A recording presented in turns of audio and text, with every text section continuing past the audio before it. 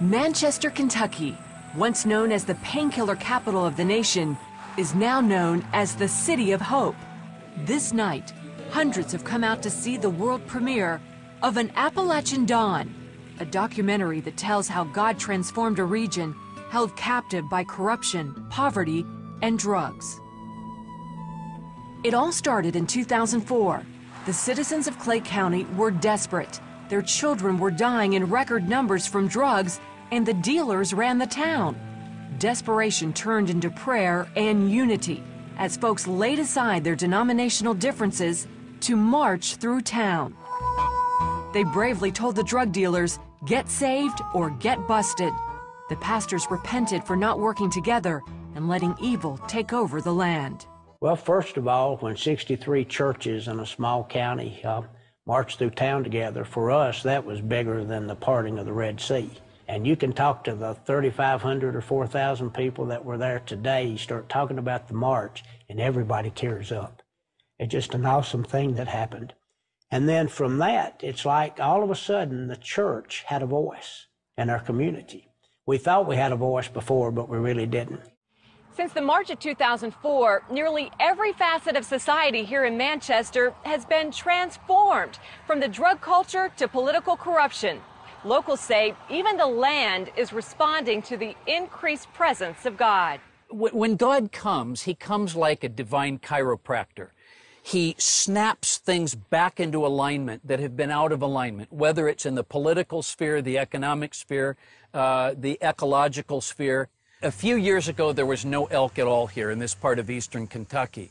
But right now, they have the largest elk population east of the Mississippi.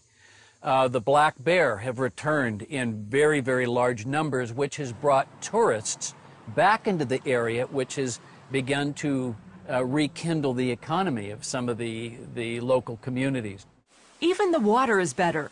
In 2008, Kentucky awarded Manchester for having the best tasting water in the state.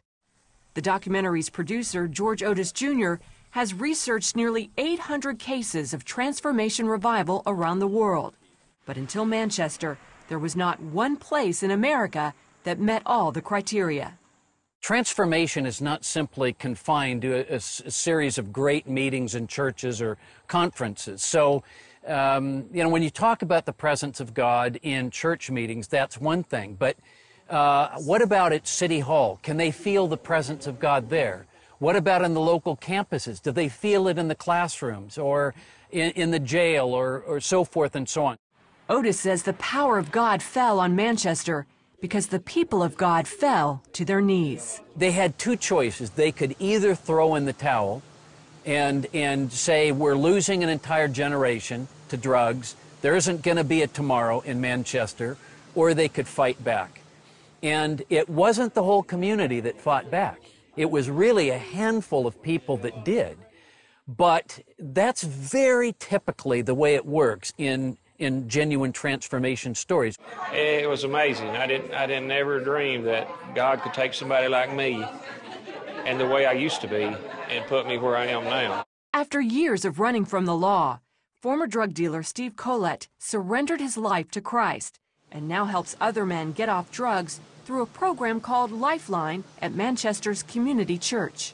Guys that's done time with me, and they thinking, well, he's lost his mind, or this is real. And I tell them, look, man, I found the right thing, and his name's Jesus, and we've had great results of that. This fall, the story of Manchester hits the road in what they're calling the Hope for America Tour, a 50-city tour featuring the new documentary, An Appalachian Dawn, which is already inspiring many who seek revival in their towns. I was in tears a lot. I had a son that died from drugs, and he was only 42. That's why I have such a passion to try to help other people that are addicted. And I believe that we're now, 12 to 24 months away from a whole new crop of transformed communities in different parts of the United States. I can't tell you which ones they're going to be, but some of them are going to ignite. I said, Lord, why Manchester? Why would Manchester, Kentucky be the place? And he said, because if people can understand how bad it's been and where you are now, it will give every city in America hope that they can change. Wendy Griffith, CBN News, Manchester, Kentucky.